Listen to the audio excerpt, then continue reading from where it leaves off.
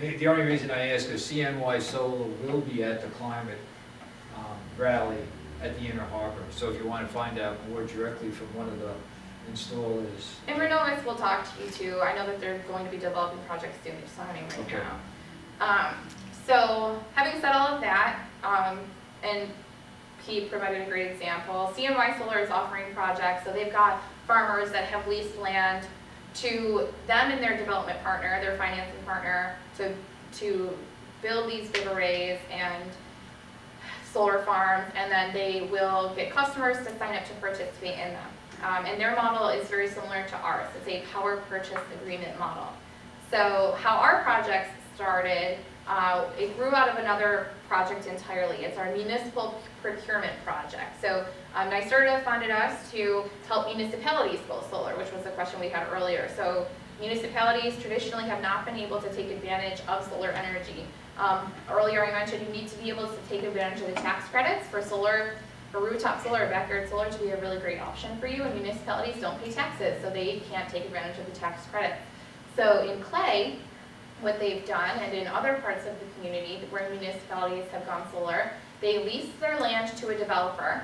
The developer puts solar on it, they own it as a private entity, they are able to take advantage of the tax credits, and then the municipality signs a power purchase agreement to buy back that energy. So it's the municipality's land leased to a developer, and then they agree to buy that power back for a certain price, power purchase agreement. So that is the model that we're using. And the reason why we're doing that is because the municipalities, they have very cheap land that they can't use. Landfills, brownfields, their rooftop, things that they're never going to be doing anything else with. So they've agreed to lease that land for $1 to a developer. That will reduce the price of the project and will reduce the price of the energy for the municipality. The other way that we've been able to reduce the price is by doing economies of scale. So we've got dozens and dozens of municipalities in central New York to come together and release one big RFP. So these developers, instead of going to DeWitt, going to Skinny Atlas and meeting with all these different groups at different times and taking all of them through the process, they're just dealing with the regional planning board. And we accumulated all of those municipalities into one RFP. So the developers reduced their prices because they were willing to bid on all the projects at once. So there was an economy of scale there. We don't pay very much for electricity in upstate New York. So there are way more community solar projects active downstate because they pay way more for electricity. Our margins upstate are paper thin. So by reducing the price with the cheap land and the economy of scale, we will be able to develop more projects probably than the private companies will be able to. So that's what we've been working on over the last year and a half, and it's taking a long time. The municipalities that we are working with for community solar are these 13 municipalities. I'll let you read them, I won't read them off to you. As you can see, we do not have an Onondaga County or a city of Syracuse. They opted out. They didn't want to participate in this. So we do have the town of DeWitt, town of Skinny Atlas, town of Elbridge, and town of Cicero, which are in Onondaga County. I believe the rest are outside of Onondaga County. Town of Salina. And Clay's not on there? Clay already did it. Oh, They had their own project that they did a couple years ago. I live in the town of Clay, I didn't even know that. Yeah, if you go to, Cool. We've got 2 big solar arrays out there. yeah, it's really nice. We did a presentation out there last year. It's at whatever the city hall thing they have up there, the new building that they put in. And they Yeah. have a monitor in the front when you first walk in that tells you how much energy they're producing, putting that on the floor. Yeah, the mayor or whatever of Clay, I don't know what his title is. Supervisor. Yes, I knew it wasn't mayor, but I knew you guys would know what I was talking about. He's very proud of it, and and personally, it was really important to him. So if you do not see your municipality on here and you want to, you can encourage them to take a look at this. We are knee-deep in this project now, and we're not adding any new municipalities. So I do a lot of these presentations we go around and do, and I get officials that come up and say, what about our town or village? And I say, next year or the year after, depending on how long these take, if it works, like this is really still in a test phase. All of these projects are under development. We don't have a power purchase agreement. We have no terms, we have no price. These are ongoing development projects. What I would like to point out though, in terms of how municipalities can be helpful in this is 28 megawatts of solar on the table. So as I mentioned, in 2015, we had an incredibly successful campaign, the most successful solarized campaign in the United States in terms of how much energy we brought to the region. That was 2 megawatts. So 2 megawatts compared to 28 megawatts, it's a very big difference. This would bring so much solar to the region. And how it would work, let's take Cuyahoga County for example. Let's say it was 2 megawatts of solar energy. They would take 40%. Remember I said no off-taker can take more than 40%. So they would sign up, they would sign the power purchase agreement to get 40%. And then the 60% left would go to the community. 2 megawatts is about 200 households. So 60% of that is what would be available to the community. So even in Skaneateles, that would go like that. It's going to go really quickly. And what we imagine is, but again, we're still not 100% sure, these projects will likely be for the municipality residents first. And then if there are any leftover shares available, they will open up to the region at large. But as soon as we tell the people in the municipality that, they're going to follow themselves to sign up. So if you are one of these municipalities and you do want to sign up for one of our projects, just keep your ears and eyes open. There's no way to sign up yet. There's no expressions of interest available, but you can just listen, and when you hear about it, certainly you can sign up at that time. But as Pete mentioned, there are private companies doing this. My Solar's already got projects. Renovis is interested in bringing projects to the region. Suncommon as well, Tatum, Apex, they're all interested in developing community solar projects here. They're having the same trouble we are. They've got land, they're trying to work through the same issues. So it's just time consuming. It takes a lot of effort and coordination with all these different partners to bring these projects to fruition. And that is the end of my presentation. Does anybody have any questions? I went really fast. Okay, great. So if you're interested in signing up, I've got cards with me that you can fill out, and I can help you to choose which installer you'd like to receive your assessment from. So if you're interested in signing up, let me know, and I can help you do that. But otherwise, you can find all my contact information on solarizecny.org, and tell your friends, tell your neighbors. The deadline is April 22nd to participate in the campaign. So, Caitlin, just a follow-up comment. The work that Caitlin is doing, with climate change, the good news is the technology exists today to get away from fossil fuels. I wish the gentleman had stayed, because I actually agree with him. We all have contradictions in our lives. You can go to my house and find contradictions. It's just the women that are buying it. Oh, just the women, right. Notorious. It's all you women, Dan. That was the part that made me the most angry. Right. I was Right. bristling at like the women buying SUVs Right. now. I don't know where that's coming from. Unfortunately, there was a recent statistic, 62% of the new vehicles that were purchased, I think, in 2016, were SUVs and trucks. That's sad. And it's probably mostly guys buying these trucks. It's a gender stereotype, but you wouldn't buy a few of them, but it's probably a lot of guys. But he is right, or I should say I agree with him, that we really do need to walk the talk and take a look at our lives and how we use energy. And what's great about, community solar is you can be in Syracuse, I guess, for what, a year, as a student or whatever, planning to move, being a renter, and you can sign up without getting into the weeds about how it all works. You could get your power for your apartment through solar. So like I said, I did go through this pretty quickly, but this is what the benefits of community solar are vast. And I get, the model we're talking about with the power purchase agreement, that's only one model. Renovis is gonna have an ownership model where you can still buy the panels and you would get some of the financial incentives. But then there's other models that are cooperative models where you get, it's only 10 people. So if you've got 10 people and someone's got land they're willing to let you use, then each person could develop their own LLC, and the solar panels could be held in trust, and each person is a part owner, and then they can pass those shares on to their grandchildren. So There's a million different models, but this makes solar available. And I guess the good news is the technology exists today. It's not like waiting for fusion technology to be developed if it'll ever really happen. We just need to we need to do it.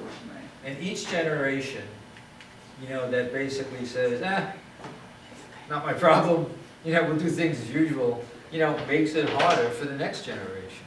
The carbon dioxide stays in the atmosphere for hundreds of years.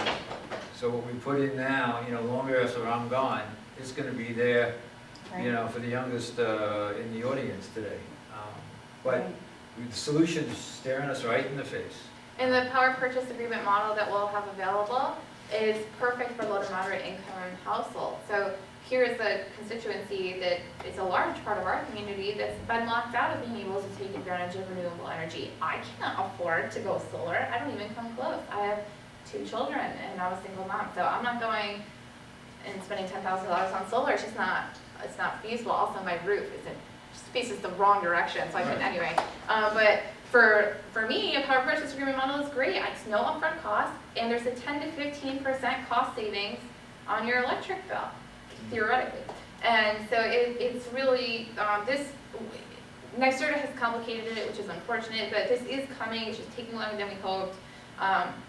And the model that we have available, if we were able to bring it to Syracuse, which the city of Syracuse did not participate, we asked them several times if they would like to be included in the RFP. Just throw your hat in the ring, and they chose not to do that. So if there were other municipalities that wanted to do another round of this, or wanted to do it on their own, if you know the supervisor of your town might be interested in this, and they have land, there's no reason they couldn't release their own RFP and do it separately. Yeah. I have a twofold question. The first one is, has Manlius been approached? All of the municipalities in central New York were approached. And what was their I reaction? don't know Manlius specifically. Because there's so many progressive people there, I'm very surprised that I own a house in Manlius and in Syracuse, and I'm just curious to know why the progressive people are not buying into this concept. Well, so let me answer the first part of your question first, and then I'll answer the second part. So this is just the community solar, 28 megawatts of community solar. So these are the municipalities that agreed to take 60% of the energy produced on their arrays and release it to the general public. We have more municipalities that are going to be going solar or are looking to go solar that will take 100% of the energy, and it's just going to be for them so that the municipality can offset all of their usage. And certainly Manlius might be on that list, I'm not sure who is. When you total these projects with those projects, it's 45 megawatts of solar energy if all these projects move forward. Now they won't, not all of them will. Some of them won't be financially viable, most of them won't be, but it's still a lot of potential solar. And the only thing stopping it is the fact that we pay so little for electricity now, which is also why millions of women are buying SUVs. Having said that, my parents live in Manlius. That's where their house is. The example that I used at the beginning of the presentation, I'm not sure if you were here for that. No, I had a wake. Happens to the best.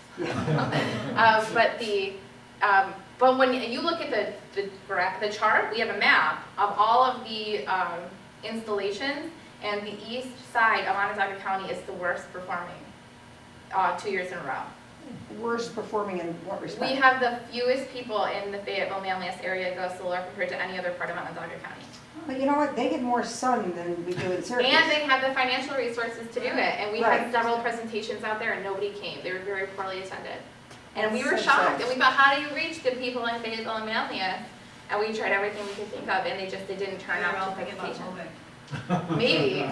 No, that's really sad. It was My very son frustrating. lives- I went to FM, so I was like, come on. Yeah, FM people like show up and they just, I don't know, they were busy on those days, I guess. But if you look at our map, you see all these different parts of the community going solar, and then there's just this huge block where there's only a few Okay, fine. dots.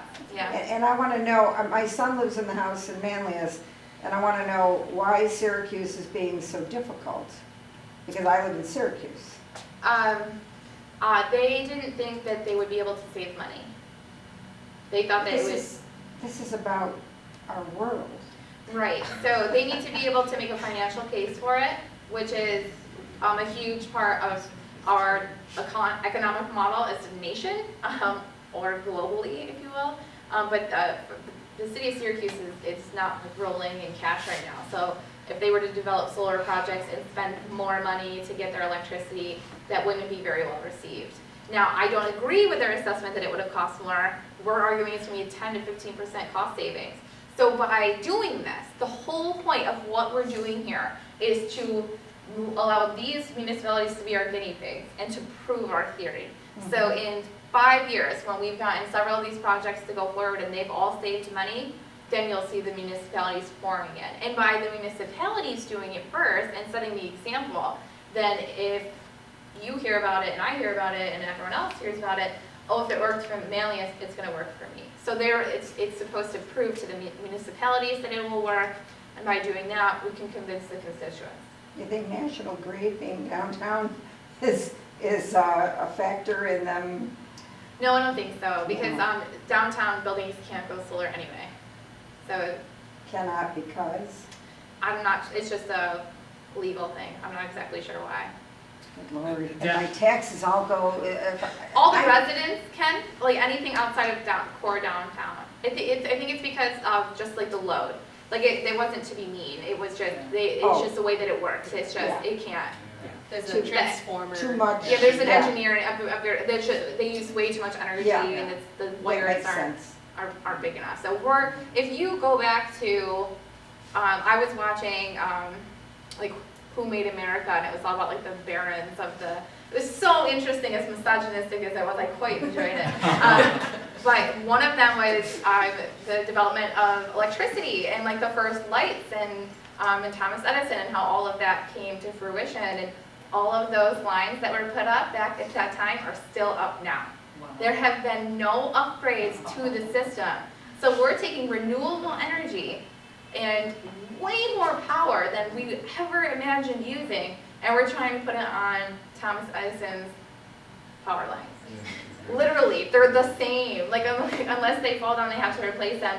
But I mean, once you realize that and you look at them, really, they kind of do look pretty old. Like some jankety technology right out the window right there. So, but the infrastructure upgrades would be billions of dollars across the country. So we're facing a lot of hurdles, and infrastructure needs to be upgraded. But as Pete said, the technology is there to do it if there's the political will. And I know that Joe Driscoll wasn't able to stay, but one of the platforms that he's running on is bringing solar to Syracuse and having the city of Syracuse participate in projects like this. So this is one of his platforms and something that he is running on. It's important to him. So the more people that feel that way, that get elected to local office, the more of this we'll see. Can I ask also if you're in the North Country? We are in the 5 counties: Portland, Cayuga, Madison, Oswego, and Onondaga County. So not Jefferson. No, but if you sign up to go solar, I'll pass your information along, and the installers will still call you. You just won't come for mine first, but they'll still offer you the same bulk discount. If you say I went to a solar arts presentation, they'll give it to you, because it makes no difference to that. I mean, one of the things that Caitlin said is, creating the political will. I mean, that's really our job. I would not fault, it's easy to fault the politicians or to say it's the corporations, et cetera. But unless, they hear from the public to say, look, we want you to look at these things. Maybe if it is a bit more expensive, like you said, there's other considerations. I mean, when somebody gets canceled, you never hear somebody say, well, what is it gonna cost to cure me? It's like, I don't care if that's for a some people, $100,000 chemo drug, I want it. Some people though, Pete, that is, if you can't afford it, some people can't afford the $10,000. Yeah, well, actually, I mean. So but that's Right. in the analogy, in the same way, like the city of Syracuse purely can't afford it. Yeah. If their theory were to be right. Now, again, I disagree with their theory, but if it really was more expensive, now not only would it not be advantageous for the city of Syracuse, the financer wouldn't develop the project. The financiers of this, the millions of dollars, this is an investment for them. They want to see a return. And they're only going to do these projects if they can see a 10 to 15% reduction in the electric prices. And the reason for that is because it'll be a 10 to 15% reduction in the electric prices for us, but maybe it was 20 and they get a 5% return. So, but they have to be able to offer at least some cost savings to us, the consumer. Otherwise, we're never going to buy it. Oh, 2%, let me sign this 25-year power purchase agreement or not. And so they know they have the algorithms, they have the analysts, they know what they need to see. And if it wasn't going to save the city enough money, the project would fail. Again, why not just throw your hat in the ring and participate in the RFP and see what happens? No harm done. It's too expensive, project doesn't move forward, no skin off your teeth, we're developing the whole thing anyway. So why didn't they do that? That's my question. But If it's too expensive, it's just not, it's the financial model. That's the framework that we're working within. And actually, which is probably better, I don't remember the gentleman's name in the county that was involved with the Onondaga County solar projects.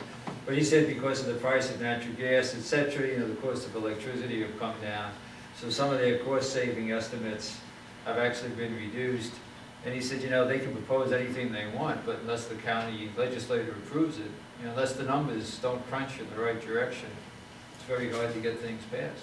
And with the political will being what it is, there's a lot of people in the county that would say you're gonna put solar on and you're gonna pay more money and raise my taxes, and they would vote no. Or they'd vote those people out and vote in the people that would say, I'm not gonna get solar and raise your taxes, so. But you know what, the average roof costs over $10,000 to put a new roof on.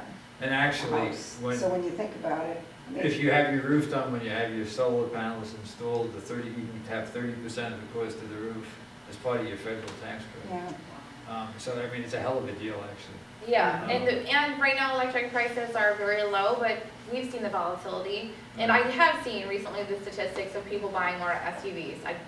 Again, it wasn't just a bunch of chicks going out buying these big cars, but if more people are buying SUVs, we have amnesia in this country, and we seem to have forgotten gas prices of just a couple And years you know ago. what, that's the second time, because after the oil embargo of the 70s, then the 80s got fat like that, and I kept looking around like, are you kidding me? Did you just forget what we went through? And that's exactly it. They They forget forget very quickly. I live in Nedrow, and I go up Brighton Hill, and the gas station at the corner there has been defunct for a couple years, and it's still at like $3.40 a gallon. And I just want to put like a big beam on that. Like Yeah. this could come back any day. Right. And as soon as when I studied abroad in France, and their gas prices were tremendous, like way more. Because And they there don't was- get the oil subsidies that they get here. Right, They and actually so have to pay everyone the cost used, of the oil. right, and Right. like, so when people say that we should change the economic model, gas and oil companies are subsidized like crazy, and solar and renewables are hardly subsidized at all. Yeah. So if we were to subsidize Flip solar it. and renewables more, Flip it. yeah, now all of a sudden the electric prices can be